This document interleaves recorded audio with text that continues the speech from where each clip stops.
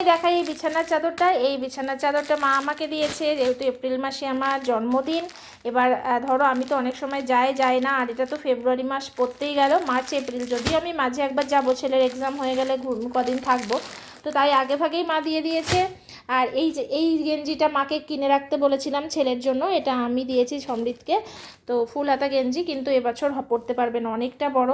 তো ভালোই হয়েছে, একটু বড় গেঞ্জি নিলে কি হয় বলো তো, ভালো হয়, অনেক দিন পরতে পারে, ছোট ছোট হয়ে যাচ্ছে সব যে।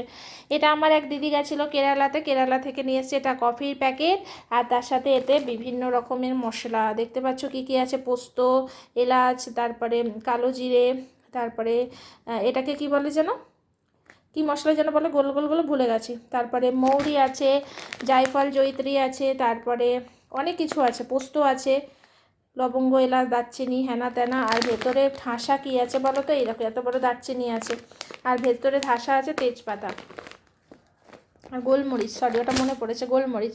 তো এই দুটো ওই দিদি এনে দিয়েছে। আর এই ব্যাগটা আমার দিদি দিয়েছে, হ্যাঁ সুমিতকে। আর দিদির অ্যানিভার্সারিতে আমি দিলাম পরাশদ্দাকে উইনচিটার, আর দিদিকে এবার কিছু দিইনি, আগের বার দিয়েছিলাম বলে। তো আর দিদির মেয়েকে একটা গেঞ্জি দিলাম, তো সেইগুলো তোমাদের শেয়ার করা হয়নি। তো চলো আজকের মতো টাটা।